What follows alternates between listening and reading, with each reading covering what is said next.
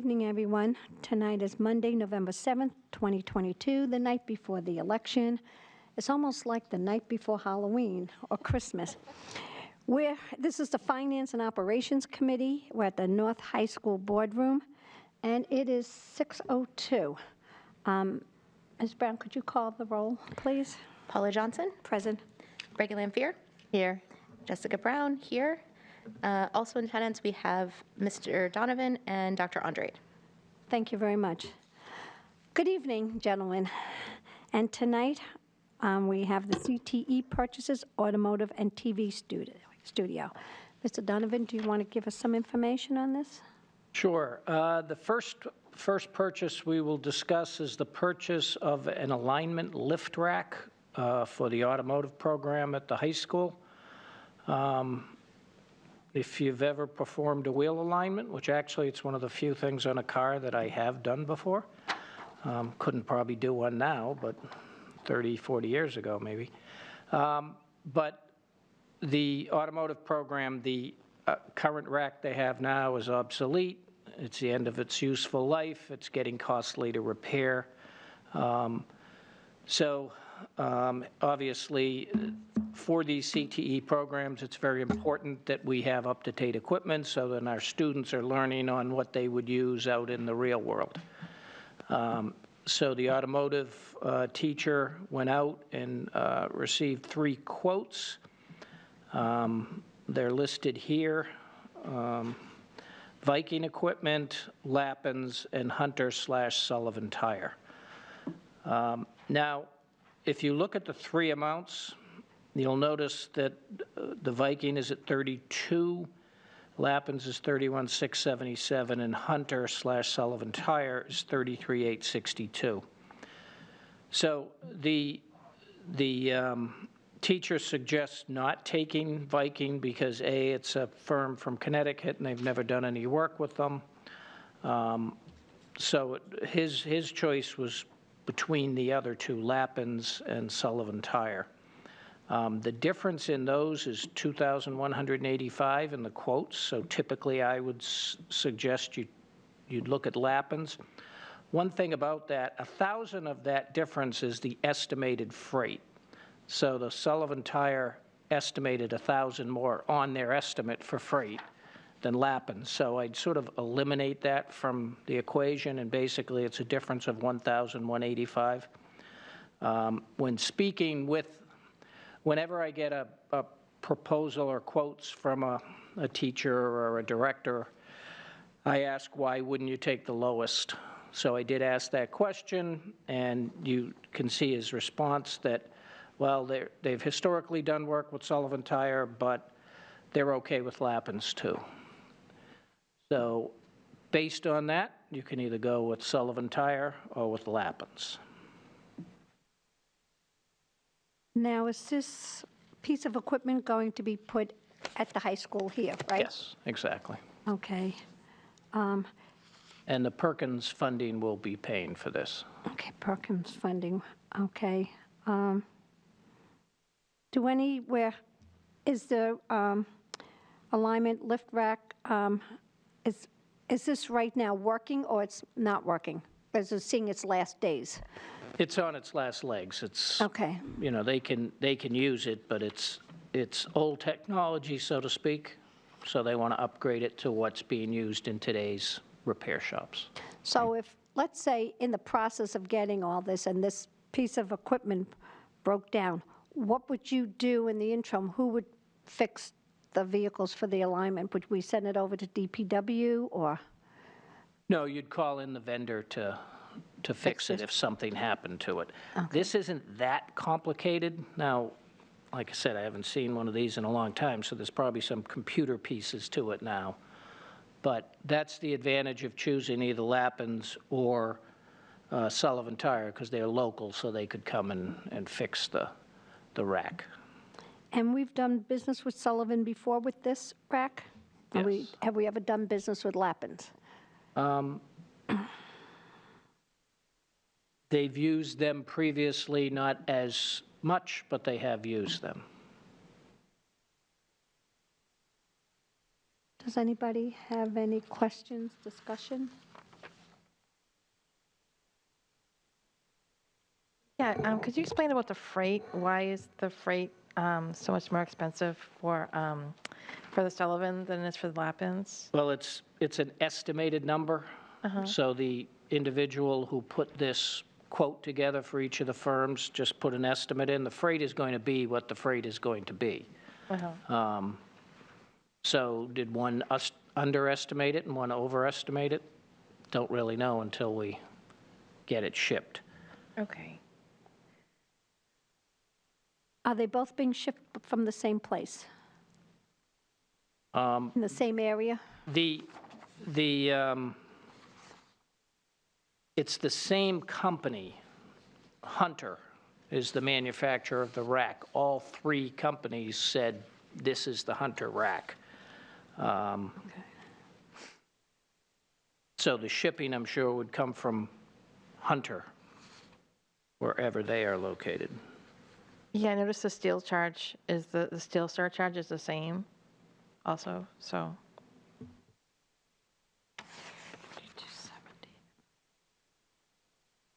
Okay, so it's coming from the same manufacturer. It's just a question of basically who do we want to purchase it from and who's going to stand behind a warranty to come in? Is it going to be Hunter, is it going to be Lappins, or is it going to Sullivan?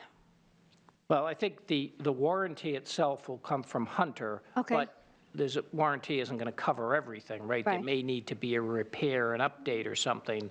That would be done by Lappins or Sullivan Tire. Okay. And, okay, Sullivan, one of them,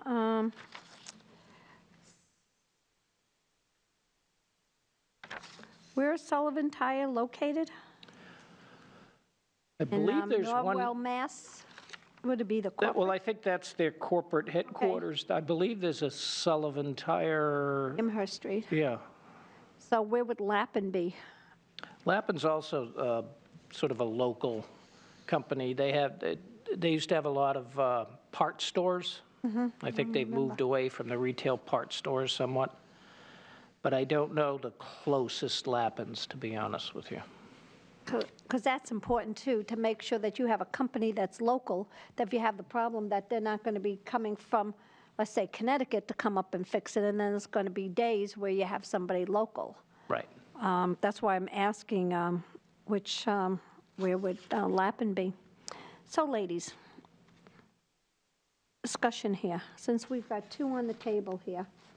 I don't really see that much of a difference between them. It's up to you if you want to go with the one that the one that the school asked for. If you want to go with the one that's a little bit less expensive, I don't see that much of a difference. Right. Yeah. I think the pricing is close enough that since we've worked with, had good work from Sullivan Tire in the past and been satisfied, they do have at least one shop here close by in town. So I Right. think that seems like a reasonable choice. Okay. So I'm going to make a motion that we recommend the proposal from Sullivan Tire for wheel alignment lift rack, funding to come from the Perkins grant. Second. All those in favor say aye. Aye. Motion carried. That was easy. The next one is the quarterly credit card report. I think we have a TV studio. Oh, yes, excuse me. Bless you, bless you. Bless you. You're right, thank you. Yes, we have another CTE equipment request. So our video program, our TV program actually at Nashua South, which if you haven't been to see it, you should at some time stop by and see it. The instructor there for the last number of years is a gentleman named Jeffrey Leone. So as you would expect, equipment like this is fairly high-tech and changes frequently as far as getting updated and getting bigger and better. So currently, the switcher is it's no longer supported. And it runs off an old Windows operating system, which is also no longer supported.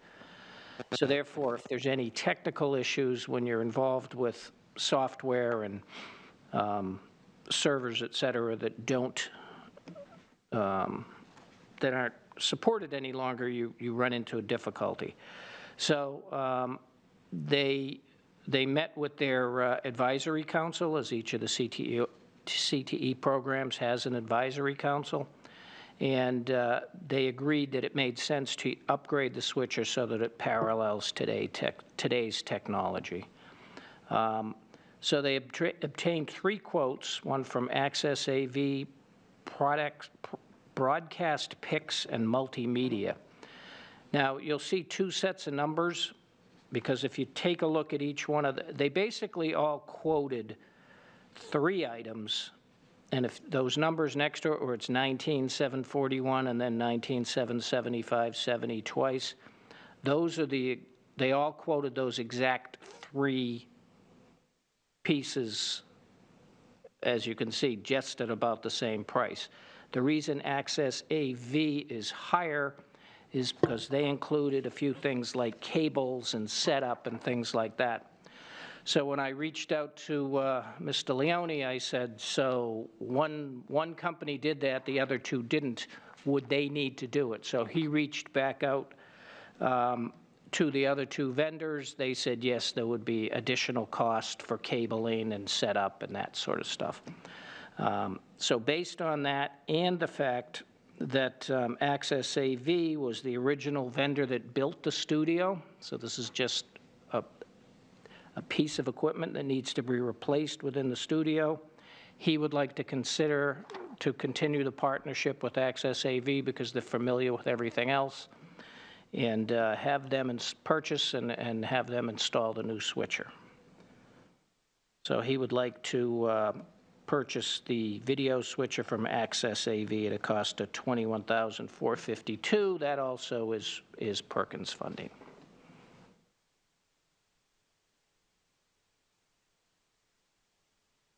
So how come the other companies didn't give us a breakdown of the additional costs for the cables? I don't know. I mean, Because that's what I'm kind of curious. Did he ask them to? he may have simply said, what's the cost of a switcher? I mean, he reached out to get them. If that was his question, then the 2 firms that haven't been used as frequently just said, here's the cost of the switcher. Whereas Access AV said, okay, if you're going to get it done, you need cables, et cetera. So they included those costs.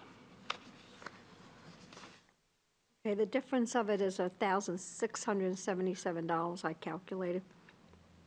Yes. What is the So that's, if you look at the quote from Access AV, you can see under the cable stock connectors, splitters, adapters, et cetera, the installation, and there's a training cost. And then there's a shipping. They also have an audio embedder and capture device, which is required. So you would have thought that, it certainly sounds like something the other 2 firms would have to add, and 8 HDMI output jumpers. So just these small things, just like when you buy a lot of these things yourself, and all of a sudden they're like, okay, it's $1,000 plus, you got to get these 3 other items. So as I said, I did reach out to Mr. Leone. I said, well, why did one, and they're more familiar with us. So they said, here's the cost. Here's the all-in cost. The other 2 just gave the price of the switcher itself. Ms. Brown? I do like the fact that everything is included in this entire quote, even though it's a few bucks higher. And I think there's some benefit in the fact that Access AV built the studio to begin with. It probably will make the install a little bit more smooth, I would think. And I also like the fact that they have included in here a block of 3 hours of training for the new system. That seems like a good thing as well. Ms. Lampier, do you have any questions, any comments? I was just looking at the quotes, and the one that says Access AV, it also says Broadcast Pix in the center. I'm not sure why Access AV has another company's logo on their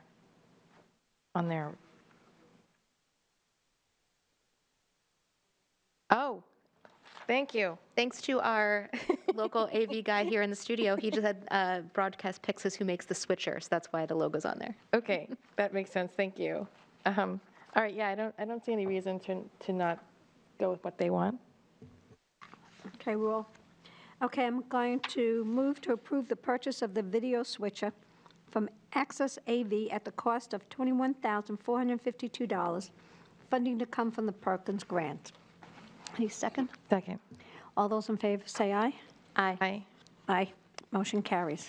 Okay, now we're back to the quarterly credit report. Thank you. Okay, we have 3/4 of this year of the credit card costs.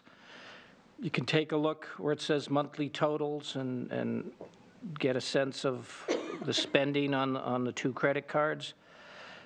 Looking back at this past quarter, July through September, you will notice in the month of July, it says technology software, $8,424. That's the QuickBooks cost. And that's the only, if you pay using the credit card, you save money. So we did this a couple years ago. Some companies, like some of the advertising companies, require credit card. I'm not 100% sure if they require it, but there was a savings in paying it, so we used that. And then if you look in September, you'll see costs for travel and conferences and seminars, and that was the trip that Dr. Andrade and the other 2 superintendents took a few weeks ago out to California that was approved by the board. So when they go on a trip like that, obviously they're going to charge hotel and air tickets to the credit card. So other than that, nothing too extraordinary. Any questions? I'll move to approve the quarterly credit card report. I'll second. All those in favor say aye. Aye. Motion carries. And now we have the legal fee increase. Yes. As you're aware, we have an agreement with Attorney Clausen. We've also had, for the past few years, an agreement with Wadley, Starr & Peters where Attorney Steve Bennett, who used to work as the city attorney, when the mayor switched over, and mayors typically bring in their own attorney, Mr. Bennett moved up here. He's been doing some work for us. We don't spend significant amounts of money on him. It's not a monthly, it's a retainer that we have with Attorney Clausen. This is just as we need it. Typically, we only use it for special ed services. The attorneys at the city are good attorneys, but none of them have much experience in special ed law. It's sort of a specialty, so we use Attorney Bennett to do that. He basically informed me when he stopped in last time a couple weeks ago, and then sent me an email and said that his firm is moving his rate from $205 an hour to $250 an hour to provide those services. So I don't know if you necessarily have to approve this, but since it's an attorney, I wanted to make sure that you're aware of it, and if you have any issues, to let me know. Not sure we have a choice. They've just decided to raise their rates. Well, on my sheet here, I have a little cheat sheet here, and it says I need to make a motion to approve this, so, because I'm probably, free. because it's spending. It is spending, and it's legal. It's, Right. you know. And the full board probably, they have to approve it. So I guess we don't have a choice. Attorney Bennett is a very qualified lawyer. I knew him when I was on the Board of Aldermen and even when I was on this board the first time. So I will move to approve the rate increase up to $250 per hour for legal services with Wadley, Starr, and Peters. Did I pronounce that firm right? Second. All those in favor say aye. Aye. Motion carries. Okay, that was easy. FY22 October financial report. Okay, we'll run through the, as we do each month, the month-by-month report. So that's typically the second report in your packet. As I mentioned last month, when the first page, we'll look at the salary and wages. In September, you can see that full-time wages, the top line there was $9,797,000, and this month it's $6,892,000. And the reason that the September is so high, that's one of the 2 months during the year you'll get 3 biweekly payments and 5 weekly payments. Typically, a typical month has 2 biweekly payrolls and 4 weekly payrolls. So that number last year was about 6.5, 6.6 million. Since we've had some new contracts and things, that number, we'll see it as it flows forward, but we're looking probably at about 6.8, 6.9 on a typical month. So we'll keep reviewing that, but that's seems reasonable at this point in time. You can see the fourth line down, wages temporary seasonal is 0. That's because all the summer help has moved on. The only other thing that hits that is when Plan Ops has a temp, then that would hit that line. There was no temp in the month of October. The wages per diem, that at this point, that used to be the subs, but since we went to that sub service, the ESS company, what's in there now is typically if we have long-term teacher subs would be in there, and paras working as subs. If you look at the para contract, they get a, so that's what most of that $40,000 is in the month of October. Wages elected official is typically $9,000 a quarter. Dottie came in sort of in August, so that's her payment. In a sense, we had already paid Mrs. Ziem. We probably should have made her pay shorter. We didn't. At this point, I'm not going to chase her for $600. If you want me to, I'll give her a call, but at this point, consider it money spent. She probably put in her time. Yes. Okay, additional hours, the 17,000 in additional hours, 8,000 of that is the instrumental music program, and 5,000 of that is basically for ELL interpreters and liaisons and things like that. So that's what most of that is. Stipends, typically you'll see in there, the 10,000 is almost all the head teacher stipends. There's a couple other small things. Okay, the retirement and separation pay. As you can see, in total, we're at $985,000. So today I updated my sheet, which I hadn't done yet this year, and compared it to what we expected for teachers' severance. So all the teachers that gave letters by February 1st that informed us they were retiring, and we calculated an estimated severance for them at that time, all but 3 teachers have received their severance. The 3 that haven't received their severance, we're not getting what I'd call a full severance, which is about $30,000. It depends on what level you're at, BA or master's, or it's somewhere between 28 and 31, 32,000 if you have more than 100 days in your sick time. So there were 3 that would have received something, but it wouldn't have been 30. It was more like 6 or 7. So I'll figure out with HR, did the person not retire? Did they end up not getting a payment for one reason or another? But the reason I go through that, for the most part, that's the big severance for this year. There will continue to be amounts charged to this account, especially people that leave during the year. If you're in a union that accrues vacation, you know, if you haven't used all your vacation, you get paid out your vacation. That's the law. And there's not too many people that retire during the year, but some people do. And so there could be a few more payments in there.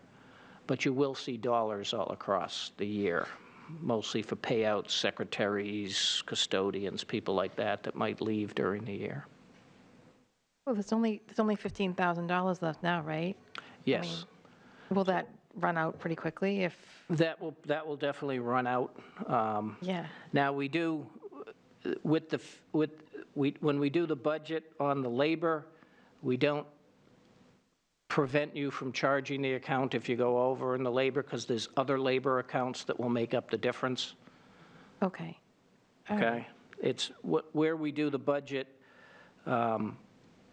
stop, so to speak, is in the whole group, so the whole 51 group, all salaries and wages. If they were all to go over, that's when the system would stop you from doing it. Same with the other groups. Oh, okay, that makes sense. I was looking too at the additional hours for the month of September. It's a negative number, and I wasn't sure why. Yeah, that was moving some of the summer school hours that should have been charged to, the summer school is mostly in July and August. That's what those big numbers are.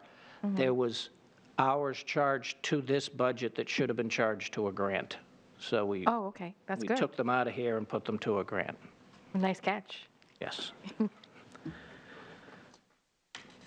Okay, that's the labor fringe benefits. As I said many times, they're just a percentage based, that's an amount charged by the city back to us. Okay, the professional and technical services, the accounting audit service, we're sort of a year behind in our student activity fund audit. So when you get it, you'll get 2 years done at once.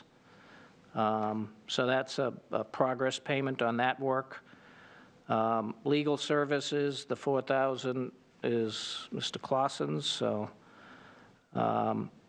And staffing services, that's where we charge the subs with ESS. So because they're not our employees, they don't show up. They used to show up in the salaries and wages per diem. Now, they'll show up on that staffing services line. Mr. Donovan, so how is everything working with ESS services? I think the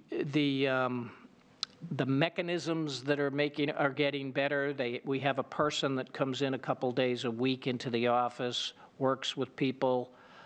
So the process, I think, is getting better. Do we have a lot more subs at this point? I don't think so. But they have a hire in there. That hire goes to job fairs and goes out to community events and things like that. And that's what they're trying to do, is bring in. They're spending the time that we simply don't have to try to find them. If they're not out there, they're not going to find them. But so I think by the end of this year, we'll have a much better sense of, did they bring any value add or not? But I know, because last year we were really desperate for subs. We have been.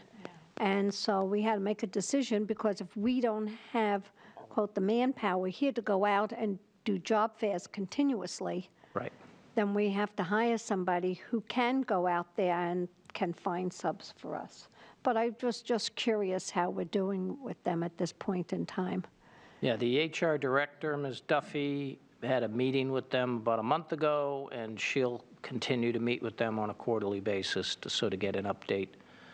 They do all the work in Frontline, which is a system we have, so we can take a look at it and compare it to how it's been the last few years. Okay, thank you. Anybody have any questions? Okay, go ahead. I have questions about the legal stuff. So it says that the $4,000 that was expended was to Mr. Clausen, but then it says in the expended to date, that's $18,716. Is that usual for this time of year? Yes, I mean, there's some smaller amounts in there. Some of it, there's two other, if Mr. Bennett charged us anything, it might be in there, I'm not sure. And then there's there's a case that the board approved where we're working with some legal firms, going to the state and saying we would like to increase the adequate education amount. So that case is going on, so Oh, okay. we're part of a group of school districts, so there's a monthly invoice for that. And they show up once a month. They could be $600 one month, could be $2,000 the next. It's, I'm just kind of curious because, like, you know, the legal stuff is so important. And I mean, I would kind of like to see where that money is being spent and what exactly the district is working on. Is there any way that you could, like, break that down for us every month? well, I mean, you want to just see who we're paying? You know, who you're paying and what service they're giving us? Well, of the 18,000, 16,000 is what Tom Clausen's giving you, so it's only a couple $1,000s. What I'm telling you is the rest of that is that case. Oh, okay. I mean, but like, if I hadn't asked, I wouldn't have known that $16,000 went to Tom Clausen. Oh, well, And I mean, he does the, but he charges $4,000 a month. It's a retainer. Yeah. If you don't use them, you pay $4,000. If Okay. you use them for 20,000 of services, you pay $4,000. okay. That's how it works with him. Is there anything in this, I mean, like the money that's paid to Mr. Bennett, would that be included in this line item too? That would be. At some point? Okay. Yes, and maybe there was something in August to Mr. Bennett, because that was $5,711. There might have been an amount, Okay. but nothing significant at this point. Okay, all right. That's good. Thank you. You know, I don't know about every month, but if you wanted to see the legal breakdown like a couple times a year or something, I'd be happy to do that. Well, yeah. I mean, I'd like to see like what's going on, like, because a lot of times legal has to be brought in if people are having problems with the district. I think it would be nice to know what issues are going on. Well, You if know there's what we're if there's paying for and anything stuff. significant, you'll hear about it. Okay. Okay? Thanks. Just to that point, I think a suggestion might be to our attorneys to provide like a monthly update, whether it's a memo style, and here's the 4 or 5 cases that I'm working on. That was it. I don't want them to charge us like 100, like I don't want it to be like hours No. worth of work. In my previous experience, the attorneys would just provide a memo. It wouldn't be like very specific, but we're working on a case pertaining to X, Y, and Z. I mean, it was a one-pager on just outstanding cases, so, but that was in a memo style. But we can talk to the attorneys if they're willing to do that. That'd be great, thank you. That's a good idea. Okay. Excuse me. Then towards the bottom of that page, the pupil support, as I've said before, that's the OT and PT services. Year-to-date, we've spent $258. I compared that to last year at this time. We spent $266, so same ballpark. And the contracted services, which are mostly services provided for the IT and Plan Ops Department. Last year at this point, we had spent $255. This year, $280. So you're in the same ballpark on the spend, so those are typically the same sorts of service contracts that we have each year. Okay, property services on the next page. Electricity, heating, gas, and water, taking a look at those where they were last year. Last year, the electricity through 4 months was $646. We're $506, so that's a good thing. Though last year, the biggest difference in that was last year's July number was much higher. So that could be a rollover from one year to the next fiscal year of costs. Either way, though, it's lower. The heating gas was 37 this year and 37 last year after 4 months. And the water bill, the first 4 water bills last year were a total of $55,000. They're up to $72,000. Now, it's our water company, but they told us there was going to be an increase. And that account may overrun as we, move on through the year. You know, when I was on the Board of Aldermen, when it was purchased, we were told it was going to be cheaper for us to own our own water company. Somehow, we've gotten, I believe, more increases than we did when it was just Pennachuck before, because we got the increases of all the legal fees indirectly when we were purchasing it. And I don't see where it's been any cheaper since we purchased it many, many years ago. Yeah, I mean, you'd have to, it's sort of hard to, unless you're involved with the process. If we hadn't, I guess you could ask Penachuk, but not sure. All I know is they send a bill each month and we have to pay it. So, Has the electricity gone up a lot? Like, I keep hearing everybody's electricity's going up. electricity's skyrocketed, but keep in mind, we locked in a rate of 7-something cents an hour for like a 2-year. So that's saving, we're saving big dollars versus the standard rate of like 22 cents.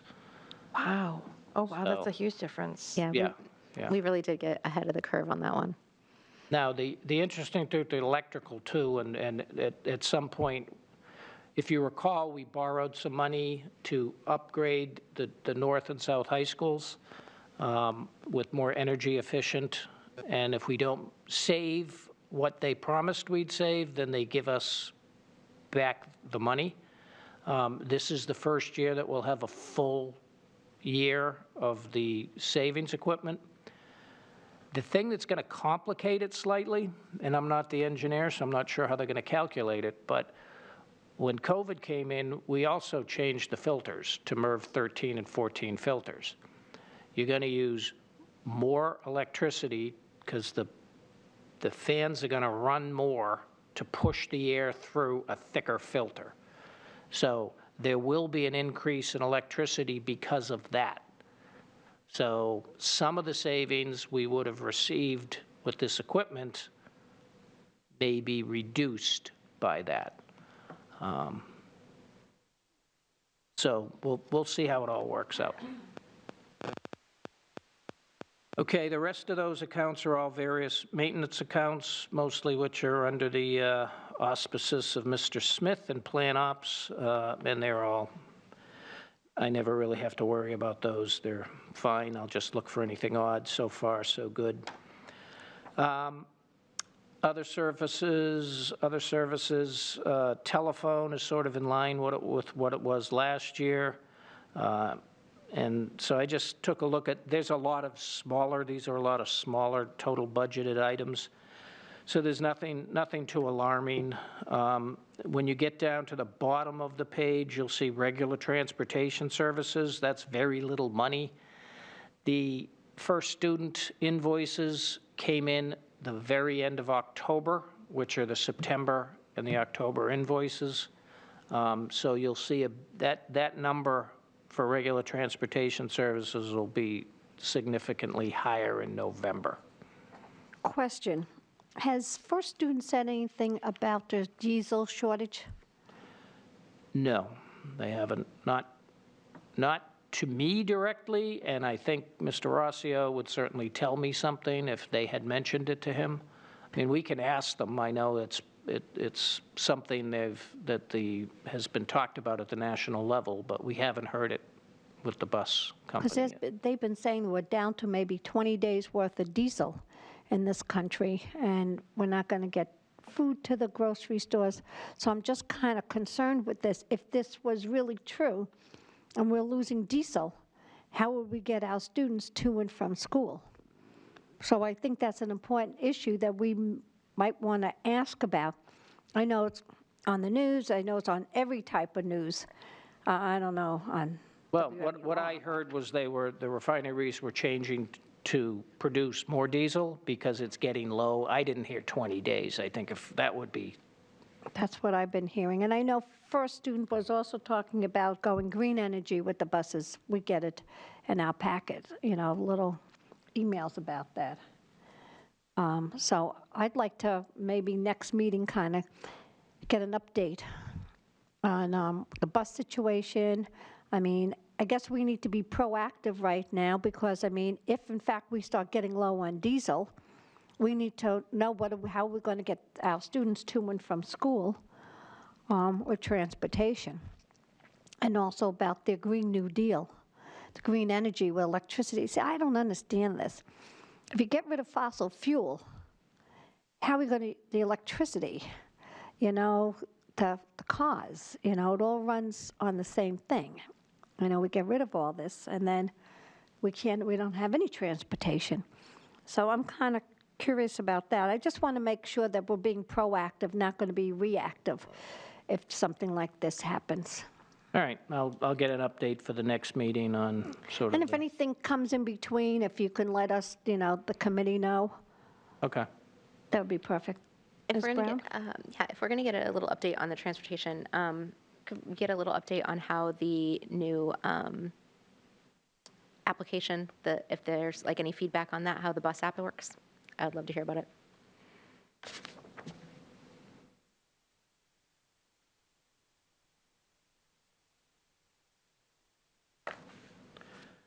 Okay. Turning over to page, oops, I missed a page.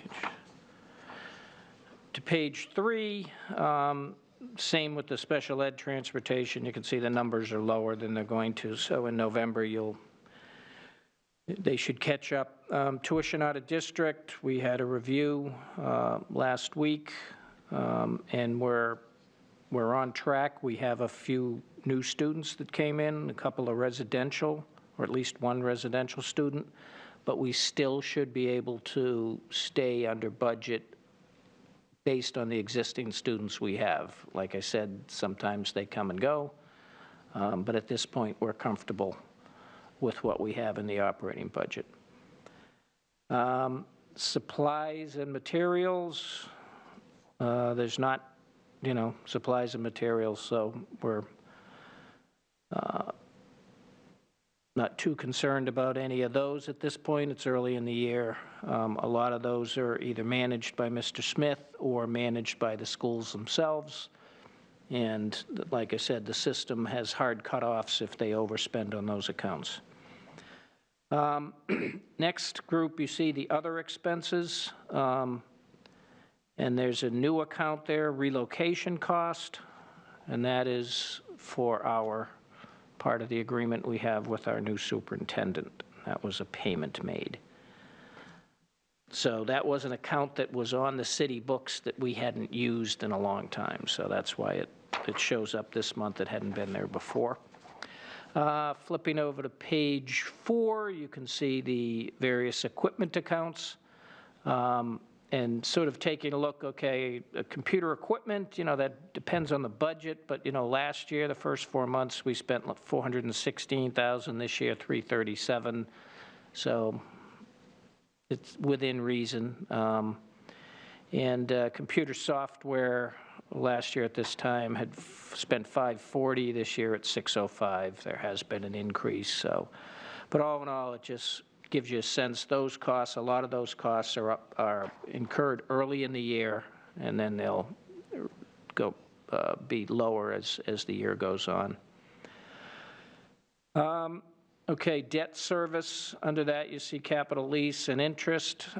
As I mentioned before, that agreement we had with EEI, the energy saving company, that's the payment we make each year. It's due in October, $454,000, so that's what that payment is. Capital outlay below that, you'll see in September it was the $250,000. That was the third payment to Franklin Street. The fourth payment is, I have the check in my desk, and the pastor should be coming over tomorrow. I had an agreement written up by the city attorney, and so that will be signed. We'll hand the check, and Franklin Street will be ours. And I commend you for cutting that deal. That was awesome savings, and it's going to be nice to have a nice new paved parking lot as well. Thank you. Yeah, the one thing about the parking lot, though, is that it may not get done until the spring, which it'll still be good to have, but when Mr. Smith reached out to the company, they said they may not be able to get it done. Now, it depends on the weather, so it still might, but there's no promise. It will get done this school year. It just may not get done until after the winter.